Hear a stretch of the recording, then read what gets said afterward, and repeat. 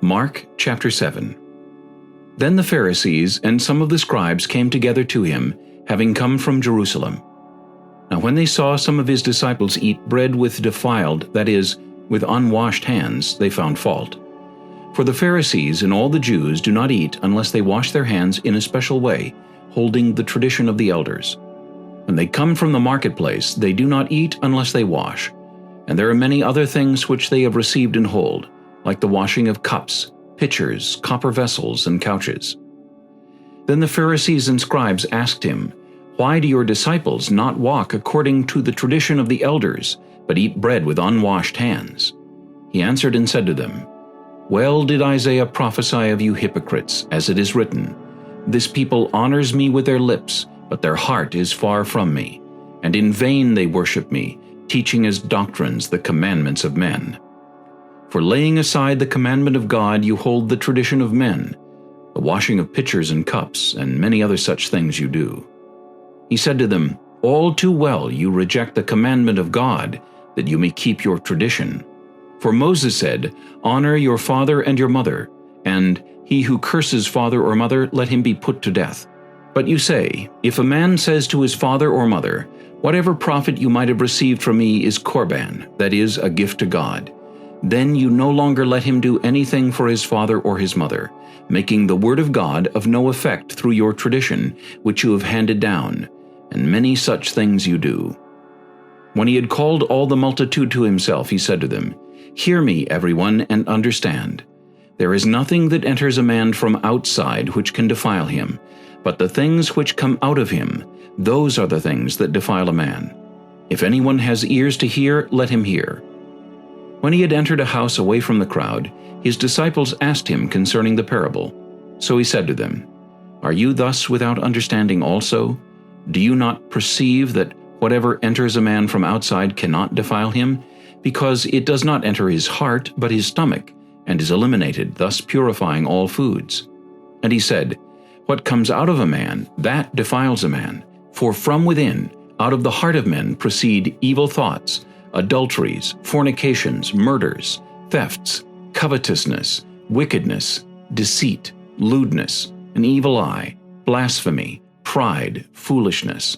All these evil things come from within and defile a man.' From there he arose and went to the region of Tyre and Sidon, and he entered a house and wanted no one to know it, but he could not be hidden. For a woman whose young daughter had an unclean spirit heard about him, and she came and fell at his feet. The woman was a Greek, a Syrophoenician by birth, and she kept asking him to cast the demon out of her daughter. But Jesus said to her, 'Let the children be filled first, for it is not good to take the children's bread and throw it to the little dogs.' And she answered and said to him, 'Yes, Lord. Yet even the little dogs under the table eat from the children's crumbs.' Then he said to her, 'For this saying go your way, the demon has gone out of your daughter.' And when she had come to her house, she found the demon gone out, and her daughter lying on the bed. Again, departing from the region of Tyre and Sidon, he came through the midst of the region of Decapolis to the Sea of Galilee. Then they brought to him one who was deaf and had an impediment in his speech, and they begged him to put his hand on him. And he took him aside from the multitude, and put his fingers in his ears, and he spat and touched his tongue. Then, looking up to heaven, he sighed and said to him, 'Ephphatha,' that is, be opened. Immediately his ears were opened, and the impediment of his tongue was loosed, and he spoke plainly. Then he commanded them that they should tell no one, but the more he commanded them, the more widely they proclaimed it. And they were astonished beyond measure, saying, 'He has done all things well. He makes both the deaf to hear and the mute to speak.'" Mark chapter 8. In those days, the multitude being very great and having nothing to eat, Jesus called his disciples to him and said to them, "I have compassion on the multitude, because they have now continued with me 3 days and have nothing to eat. And if I send them away hungry to their own houses, they will faint on the way, for some of them have come from afar." Then his disciples answered him, "How can one satisfy these people with bread here in the wilderness?" He asked them, "How many loaves do you have?" And they said, 7. So he commanded the multitude to sit down on the ground. And he took the 7 loaves and gave thanks, broke them, and gave them to his disciples to set before them. And they set them before the multitude. They also had a few small fish, and having blessed them, he said to set them also before them. So they ate and were filled, and they took up 7 large baskets of leftover fragments. Now those who had eaten were about 4,000, and he sent them away, immediately got into the boat with his disciples, and came to the region of Dalmanutha. Then the Pharisees came out and began to dispute with him, seeking from him a sign from heaven, testing him. But he sighed deeply in his spirit and said, "Why does this generation seek a sign? Assuredly, I say to you, no sign shall be given to this generation." And he left them, and getting into the boat again, departed to the other side. Now the disciples had forgotten to take bread, and they did not have more than 1 loaf with them in the boat. Then he charged them, saying, "Take heed, beware of the leaven of the Pharisees and the leaven of Herod." And they reasoned among themselves, saying, "It is because we have no bread." But Jesus, being aware of it, said to them, "Why do you reason because you have no bread? Do you not yet perceive nor understand? Is your heart still hardened? Having eyes, do you not see? And having ears, do you not hear? And do you not remember?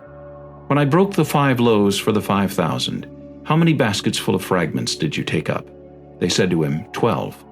"Also, when I broke the 7 for the 4,000, how many large baskets full of fragments did you take up?" And they said, 7. So he said to them, "How is it you do not understand?" Then he came to Bethsaida, and they brought a blind man to him, and begged him to touch him. So he took the blind man by the hand, and led him out of the town. And when he had spit on his eyes, and put his hands on him, he asked him if he saw anything. And he looked up and said, "I see men like trees walking." Then he put his hands on his eyes again, and made him look up, and he was restored, and saw everyone clearly. Then he sent him away to his house, saying, "Neither go into the town, nor tell anyone in the town." Now Jesus and his disciples went out to the towns of Caesarea Philippi, and on the road he asked his disciples, saying to them, "Who do men say that I am?" So they answered, "John the Baptist, but some say Elijah, and others one of the prophets." He said to them, "But who do you say that I am?"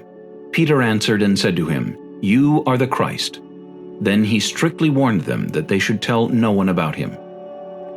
And he began to teach them that the Son of Man must suffer many things, and be rejected by the elders and chief priests and scribes, and be killed, and after 3 days rise again. He spoke this word openly. Then Peter took him aside and began to rebuke him.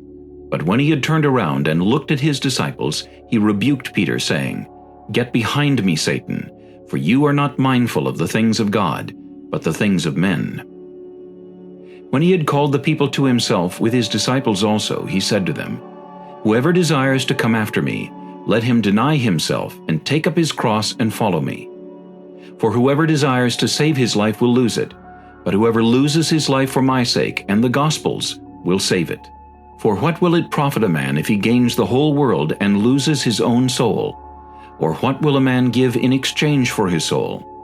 For whoever is ashamed of me and my words in this adulterous and sinful generation, of him the Son of Man also will be ashamed when he comes in the glory of his Father with the holy angels."